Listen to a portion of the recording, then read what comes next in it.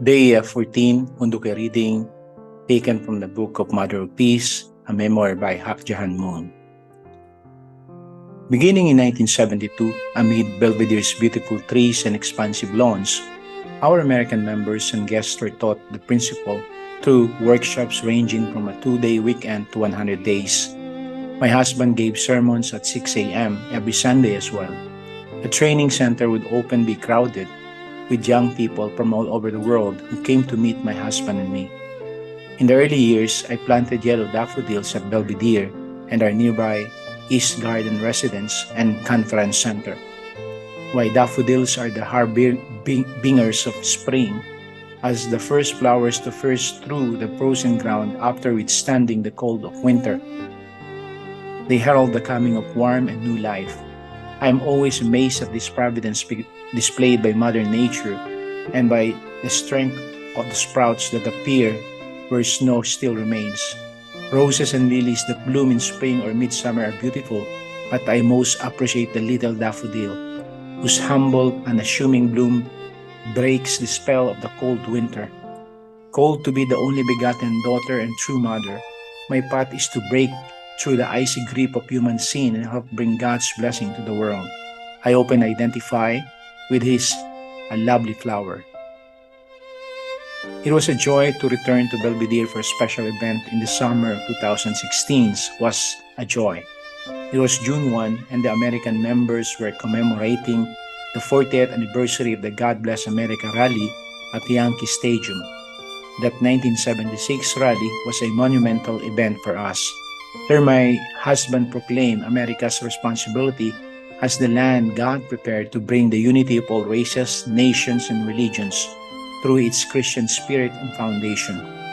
That God needed to call a Korean movement, the Unification Church of Sun Myung Moon and Hak Jahan, to remind America of its destiny is somewhat ironic. Following God, we sought with all our heart to awaken America, which had fallen into chaos and corruption. At the time, Father Moon and I were known only as the founders of an emerging religious movement from the East. I feel today, a half a century later, as did then, desperate with the hope of giving birth to God's peace kingdom. With this heart, I felt so grateful to the families gathered at Belvedere in 2016 who came to celebrate this 40th anniversary. They were in their 20s in 1976 and now here they were with their children and grandchildren. It was a field of daffodils. At one point, we sang You Are My Sunshine. It is a simple song, but one I will never forget because of its deep significance.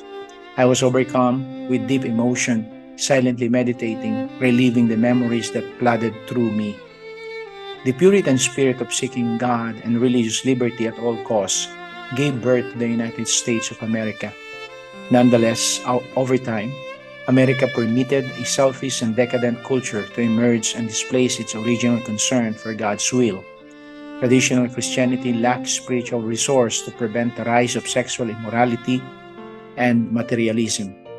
Arriving here in December 1971, my husband and I, with our members, invested all our strength to resurrect the founding spirit of America and awaken Americans to their God-given responsibilities. God's dream is for all people in the world to live with gratitude in the peaceful, happy realm of God's love. To achieve this, we knew we had to stir up a revolutionary culture of heart. This was the impetus of our Yankee Stadium rally on June 1, 1976. The year 1976 was the bicentennial of the founding of the United States. As Koreans, citizens of a republic that owed its existence in a large part to the United States, we love America. Since 1972, my husband has been speaking emphatically throughout America, saying God sent me in the role of a doctor and as a firefighter to save America. We believe that America is a chosen nation and we declared as our theme for the 1976 rally, God Bless America. We raise our voices to shout that without overcoming the danger of communism and the breakdown of family-centered morality, America would utterly fail God. Throughout April and May of 1976, our worldwide membership prayed for success at Yankee Stadium. Volunteers came to New York from across the United States. as well as from Japan and Europe, to invite people to attend. They reached out tirelessly and enthusiastically. We tried in those 2 months to awaken a sleeping giant, to revive the democratic world by countering the influence of communism and the culture of drugs and free sex that was destroying the moral fiber of America's young people. We considered the bicentennial a crossroads, an event that would signal whether or not we could change America's direction. Through our members' hard work, people from throughout the tri-state area and our supporters from other states and nations gathered. And on that first day of June, others gathered as well, just in Korea, where from the right and left, Christian communists united to accuse and attack outside Yankee Stadium. The demonstrations were yelling, screaming, and heaping all kinds of ridicule upon us. The police couldn't handle it, so we sent many of our core members out of their seats inside to cordon off the crowds and opponents and allow the more than 30,000 people to enter peacefully. As history records, however, the real drama of Yankee Stadium was not in the protest. The real drama was the weather. Even though the sky was clouding up, thousands of people were in their seats and more thousands were entering the stadium. The banners and signs, sound system, and staging were all set up. In band and choir were in place. Suddenly, a violent rainstorm swept in front Long Island Sound. Fierce winds blew, rain poured down, our God Bless America banners were torn off the outfield walls, and our posters were soaked. The equipment on stage was blown out. The rain soaked the people as well. It was an indescribable mess. And outside the stadium, a crowd of opponents was yelling, screaming, and heaping all kinds of ridicule upon us. One would have wondered, was God truly with us? Was this all part of God's plan? And one of our young American leaders jumped on the top of the home team dugout, raised his arms like a conductor in front of an orchestra, and started singing at the top of his lungs. It was like a signal flare. With one heart, everyone began to sing, "You are my sunshine, my only sunshine." A magnificent chorus spread through the stadium, and tears of joy mixed with the drops of rain flowing down everyone's faces. The summer squall, our opponents' criticism, and the scramble to protect the equipment, these had only bolstered our spirit. Even though we were soaked and one sought shelter, heaven was the shelter that united the people of all races, nations, and religions that filled the stadium. That singing was the condition of faith and unity that moved God. The skies over the stadium began to brighten. A darkness cast in both heaven and earth was lifted. Rays of sunshine appeared, and the festival which seemed utterly demolished was reborn. Our volunteers swept the stage, wiped off the media equipment, and cleared the grounds of fallen signage. Now, with the sunshine warming everyone, the program began. Before he went out to the stage, my husband said a prayer. Then he grabbed my hand and said, "Thanks to your sincere devotion and prayer, I am going on stage today." My husband's smile of gratitude was warmer than the sun that was shining through the clouds. I truly felt that we and our entire global family had first the darkness from the borderline of death. We had resurrected into a bright future for heaven and earth. I brushed the cold raindrops from my face and gave him a hug of encouragement. We had strong faith in God and in the salvation of the world, and we did not lose courage because we were aware that God was with us. Compared to the hardship and oppressions we faced in our homeland before coming to the United States, this was nothing. We transformed shouts of opposition into songs of glory. The howling rain and gust of wind blew away our signs, but not our love. My husband took the stage. The audience greeted him with loud applause. "Who are the true Americans?" he asked. "True Americans are those who have a universal mind. True Americans are those who believe in the family of humankind, transcendent of color and nationality, as willed by God. True Americans are those who are proud of such international families, churches, and nations consisting of all peoples. With faith and courage, the rally was a great success." It was 30 years later, in June of 2006, on our sprawling complex at Chungpyeong Lake in the Republic of Korea, that our movement opened its global capital. The Chunjung Palace, its garden, I did not plant roses or lilies, I planted daffodils. And early each spring, as I see the yellow flowers peeking out from under the melting white snow, I am gently reminded of the Yankee Stadium event. Daffodils, which overcome the wind and snow, are a signal for the advent of new life. Their bright little petals, the color of sunlight, are the first sign that spring has finally come. They will always be here in a special place in my heart. To me, they symbolize the beauty and peace that is blossoming worldwide in our movement. They are seemingly small, but within them is a surge of new life that leads us to forget that there ever was a winter.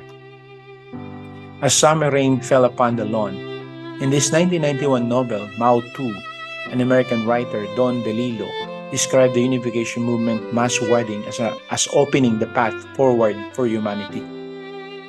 Interestingly, he depicted our 1982 blessing ceremony at Madison Square Garden as having taken place at Yankee Stadium. Mr. DeLillo in any case described a oneness and harmony among thousands of young couples devoting their marriage and family to God. And observe, we all are Munis or should be. Back then, we were known open not affectionately as the Munis. The name was a creation of the media. We are new and exciting. Regardless of the name, Mr. DeLillo grasped something profound. I am sure millions of Americans had similar intuitions. Everyone indeed should and will someday participate in the blessing of marriage for world peace. When my husband and I arrived in the United States in December of 1971, 5 years before the Yankee Stadium rally, we saw a world adrift on a chartless ocean with no compass. The threat of communism was growing, and Christianity was losing strength. Christian theologians even came up with justifications for communism. Young people wondered about having no purpose or goals, seduced by sexual temptation and the false freedom advertised by the birth control pill. The United States, founded in the blood and sweat of people of faith who had crossed the Atlantic, risking their lives in pursuit of religious freedom, was breaking its covenant with God. From the moment of our arrival in America, we rushed forward infused with heavenly energy. Increasingly, numbers of young people in the United States and the Western world were drawn to our idealistic teachings. We shared our hearts with the members about the challenges the world was facing and the responsibility that together with them we wish to fulfill. The, the democratic world is facing an urgent crisis due to the threat of communism. We explained we must invest everything in order to overcome these. Within 2 months of our arrival, my husband and I conducted a speaking tour of 7 cities, mobilizing members in New York, Philadelphia, Baltimore, Washington, D.C., Los Angeles, San Francisco, and Berkeley. It was difficult at first, but by time we reached California, we had overflow audiences for our 3 nights of talks. In those cities, some among the young people who attended our speaking events committed themselves to our cause. By early 1973, we had several bus teams covering the country and a house center in most states. From these groups, reinforced by energetic leaders and members from Japan and Europe, including the Korean Folk Ballet, we formed the One World Crusade and acquired the New Hope Singers International. We loved their fiery passion and desire to enlighten the world. Through my husband's energy in 1972, the year after arriving in the United States, we set in motion so many projects. We convened the first meeting of the International Conference on the Unity of the Sciences at New York City's Waldorf Astoria Hotel. We established the American branch of the Professors World Peace Academy and strengthened the already existing Freedom Leadership Foundation dedicated to the victory over communism. At Belvedere, we taught hundreds of young members to love according to God's Word. And in the fall of 1973, with our mobile teams and local centers fully functioning, we conducted a second national speaking tour, this time of 21 cities. In each city, we hosted a banquet for social leaders and clergy, where numerous mayors presented us with keys to their city. We then held 3 nights of public talks on God, America, and the future of Christianity. At that time, a crisis arose in America. In 1972, Richard Nixon had been elected to a second term as president by an overwhelming majority. But 1 year later, popular sentiment had turned against him. The media and Mr. Nixon's political opponents were demanding that he resign from office over the Watergate affair. His supposed allies had no power to defend him. Even Christian leaders drew back and kept silent. It was my husband who spoke out. Our movement published America in Crisis answer to Watergate. Forgive, Love, Unite in 21 leading newspapers. This was not about forgiving President Nixon alone, Father said, but about forgiving, loving, and uniting as a nation for the sake of the world. Mr. Nixon's commitment was to win the Vietnam War and halt communist aggression into Southeast Asia. Nixon's commitment was to win the Vietnam War and halt communist aggression into Southeast Asia. It was not so much about forgiving Nixon personally or wrongdoing. It was much more about forgiving, loving, and uniting as a nation for the sake of the world. It was about supporting the incumbent president position at that time committed toward the nation and world not falling to communism. In opposition, communist affiliates confused the American public, mounting demonstration against Nixon on college campuses and even in the National Mall, seeking to awaken reverence for God and ignite a fire among Americans thirsting for righteousness. Our members began demonstrating for God and the dignity of the American presidency. We gained media attention and the president himself took notice. Early 1974, President Nixon sent us an invitation to meet him in the White House. Mr. Nixon was anxious, aware of the likelihood of impeachment. As members covered the White House in prayer, my husband counseled him to stand strong, confess any wrongdoing, and call for national prayer, unity, and renewal. On the heels of our meeting with the president, we went out again, this time to speak in 32 cities, completing our coverage of all 50 states, including Alaska and Hawaii. At first, most Americans were perplexed to hear about a Christian leader from the East, but to know us is to know us, and wherever we went, people were touched and took something valuable from our message. Public interest increased by the day, and with it came controversy. The final tour of that era, this one of 8 cities, began that September 18 at New York City Madison Square Garden with a speech entitled The New Future of Christianity. It was the first rally, large venue the Unification Church had sought to fill, and the event had an amazing impact. More than 30,000 people packed the garden, while another 30,000 had to be turned away. Without a moment's rest, we held even more rallies that impacted the world.